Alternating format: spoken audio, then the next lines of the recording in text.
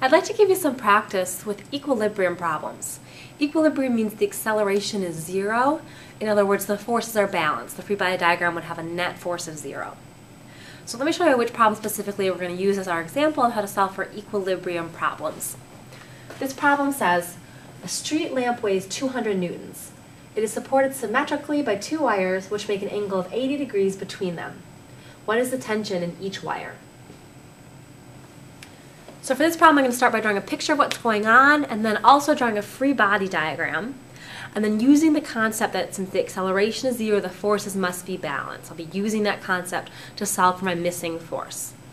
So what's really going on in this situation is we have a street lamp, and it's supported symmetrically, meaning same angle on both sides by two wires, and something like this, and here's my sign. But that's just a picture of what's really going on. It also says the angle is 80 degrees between those two wires. So if these are the two wires, and of course it's attached to a ceiling or something, that means that in here we have 80 degrees. So that's what's really going on. What I'd like to do is draw a free body diagram for this point right here. This point right here, I want to draw a free body diagram, a picture of the forces. So this dot I'm going to redraw right here. And I'm going to show that I have two wires. So I've got a tension this way. I'll call that T1 maybe. And I have a second wire, T2. Second tension, I should say. And I have the force of gravity, the weight of the object pulling down. So that's a third force. I'm just going to draw that here. It's weight or force of gravity. And in fact, its value is given. The weight of this object is 200 newtons. The force of gravity on this object is 200 newtons. So I'm looking for either T1 or T2 because it's symmetric. I might expect that they're going to be the same value. So I could look for T1 or T2 and figure out the answer from there. So I need a little more information. I need to know the angles in this problem. And I step back to here and I say, oh, I notice that the angle between these two is 80 degrees. So I thought I could figure out either this angle here or this angle here. I'm looking at this picture, I bet I could solve for this x or this x. And if you look at it, it's a straight 100-degree angle across this straight line. So in other words, x plus 80 degrees is 180 degrees. So if I solve for that missing angle, I can figure out that the missing angle of this picture is 50 degrees. And since it's symmetric, it's 50 degrees over here as well. So I have all the angles in my picture, I have the values that I know, and of course when you have forces at angles, a good thing to do is to draw in the components. Let me rewrite T2 over here, so I can really clearly draw in the x and y components for this tension. So here's T2's x component, and here's T2's y component. And they'll do the same thing for T1. I'll write that here so I have some room. Here's T1's x component, and here's T1's y component.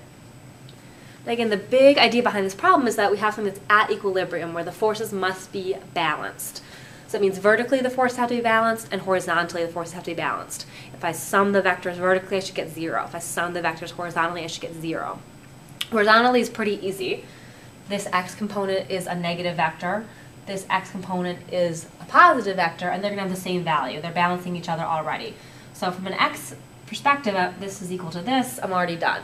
From a y perspective, I've got two up vectors plus this negative down vector that needs to add to 0. Meaning this plus negative 200 needs to equal 0. So if I add this plus negative 200 needs to equal 0. T1y plus T2y plus negative 200, that's the sum of all my vectors in the y direction, has to equal 0. That's at equilibrium. The sum of all my vertical vectors has to equal 0. And I also know that since it's symmetric, those are the same thing. So I could just call this T. Ty and Ty and negative 200 is equal to 0. So I can solve for Ty and see that it's 100 newtons. So in this picture, that up component is 100 newtons.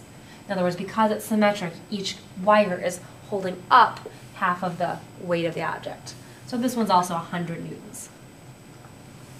But of course, I'm not looking for just the up component. That'd be easy. You can divide it by 2 because it's symmetric. I want to know the overall tension. I want to know this hypotenuse. So looking at this problem, I have an angle, I have the y component, and I'm looking for the hypotenuse. In other words, I have an angle on the opposite side, and I want to find the hypotenuse.